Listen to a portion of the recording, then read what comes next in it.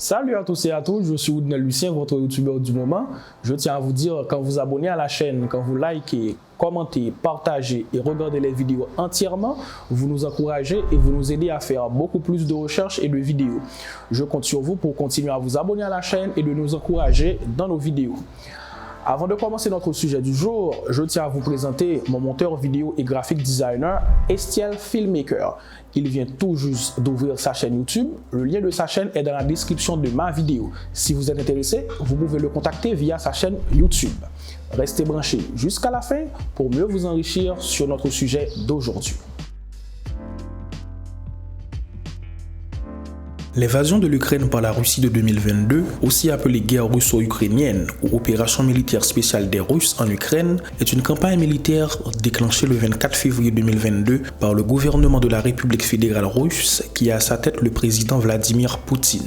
Le conflit entre la Russie et l'Ukraine se déroule certes à des kilomètres de la Caraïbe et des Antilles, il n'en aura pas moins des conséquences. Des conséquences directes pour la Guyane où décolle la fusée Soyouz, mais aussi pour les Antilles à cause des répercussions sur certains prix. Ouvrir le gaz pour se faire à manger. Quoi de plus simple comme geste à faire? Et pourtant, l'actuel conflit entre la Russie et l'Ukraine qui embrasse l'Europe pourrait avoir des conséquences sur ce geste. Aussi simple soit-il, ou plutôt sur ce qu'il pourrait coûter désormais. Car si les Caraïbes ne dépendent pas du gaz russe, son prix pourrait évoluer à la hausse en raison des cours du marché où le prix du gaz devrait flamber à cause du conflit. À l'heure actuelle, les sanctions prises contre l'État russe pourraient conduire à des rétorsions, ce qui pourrait compliquer l'approvisionnement en gaz, notamment en Europe, et le rendre aussi rare que cher. L'hypothèse du gaz pourrait aussi être celle des céréales. Jusqu'à présent, et malgré les productions autochtones, un bon nombre d'entre elles sont produites en Ukraine, considérée d'ailleurs comme le grenier de l'Europe. Dans ce cas aussi, si l'incidence n'est pas directe pour les Antilles, elle pourra l'être de manière indirecte sur les prix des céréales que la crise sanitaire avait déjà placés à la hausse. Le cas de la Guyane est différent puisque, pour son activité spatiale, le sol guyanais accueille l'une des bases spatiales de lancement de la fusée russe Soyouz. Un accord de travail qui n'a pas été épargné par le conflit puisque la Russie a décidé de suspendre ses lancements depuis la base spatiale de Kourou. C'est l'agence spatiale russe Roscosmos qui l'a annoncé. Roscosmos a d'ailleurs rappelé son personnel technique en réaction aux sanctions de l'Union européenne à l'encontre de Moscou. Il faut savoir que le programme spatial russe prévoit 8 lancements de fusées cette année, dont 3 qui devaient décoller de la Guyane. Une décision qui aura des conséquences sur l'activité spatiale européenne et aussi pour l'économie de la Guyane. La Caraïbe est un microcosme, un espace où les tensions du monde se répercutent aussi. La Russie entretient des relations privilégiées avec Cuba et le Venezuela. L'organe central du Parti communiste cubain Granma avait à la une un titre qui rappelle la solidarité entre la Russie et Cuba. Il y a une prudence des Cubains. Quand ils parlent de la crise, ils font état de la situation sans s'engager vraiment, sauf quand ils disent que la Russie fait face aux menaces de l'Occident. Il y a une géopolitique du conflit dans la Caraïbe qui fait qu'il y a des tensions.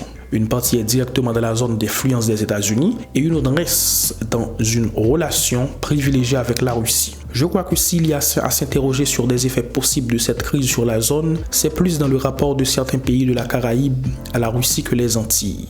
Les effets que nous aurons seront d'abord liés à la relation entre les pays d'Europe et la Russie en termes de sanctions, de réactions, de tensions.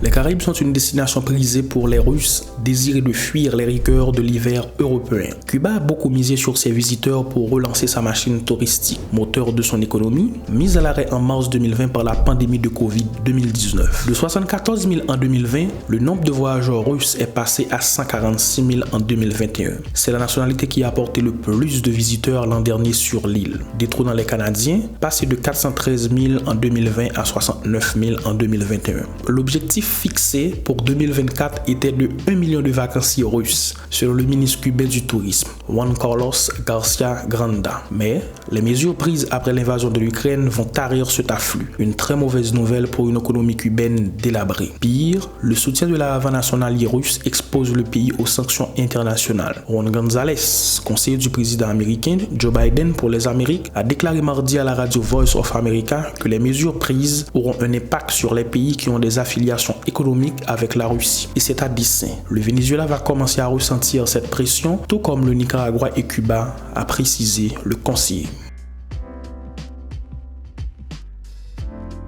Les chefs de la Caraïbe s'opposent aux actions militaires de la Russie en Ukraine, malgré des relations étroites entretenues par plusieurs pays de la Caraïbe avec la Fédération russe. La plupart des chefs d'État condamnent la guerre menée par la Russie en Ukraine. La communauté caribéenne, la CARICOM, a demandé à la Fédération russe de retirer ses troupes et ses équipements du territoire ukrainien et d'entamer le dialogue pour trouver le chemin vers la paix. Les hostilités contre l'Ukraine sont à l'encontre des principes de respect de la souveraineté, de l'intégrité territoriale et de la non-ingérence dans les affaires internes d'un État indépendant.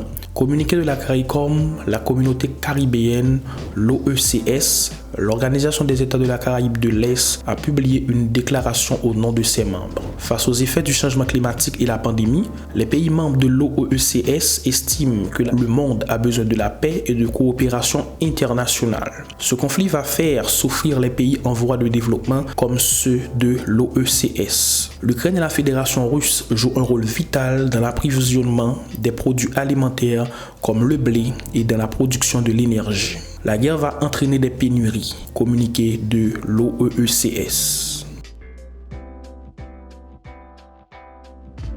Le conflit est un coup dur pour l'économie mondiale. Il va nuire à la croissance et entraîner une hausse des prix.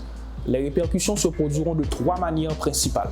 Premièrement, la hausse des prix des matières premières telles que les denrées alimentaires et l'énergie fera encore augmenter l'inflation, ce qui aura pour effet d'éroder la valeur des revenus et de peser sur la demande. Deuxièmement, les pays voisins, en particulier, devront faire face à une perturbation des échanges commerciaux, des chaînes d'approvisionnement et des transferts de fonds, ainsi qu'à une augmentation historique des flux de réfugiés. Enfin, la perte de confiance des entreprises et l'incertitude accrue des investisseurs pèseront sur le prix des actifs, ce qui aura pour effet de resserrer les conditions financières et de provoquer éventuellement des sorties de capitaux des marchés émergents. Au-delà des souffrances et de la crise humanitaire provoquée par l'invasion de l'Ukraine par la Russie, l'ensemble de l'économie mondiale va ressentir les effets du ralentissement, de la croissance et de l'accélération de l'inflation. La Russie et l'Ukraine étant d'importants producteurs de matières premières, les perturbations ont provoqué une flambée des prix mondiaux, notamment du pétrole et du gaz naturel. Le coût des denrées alimentaires a fortement augmenté. Le blé dont l'Ukraine et la Russie assurent 30% des exportations mondiales a ainsi atteint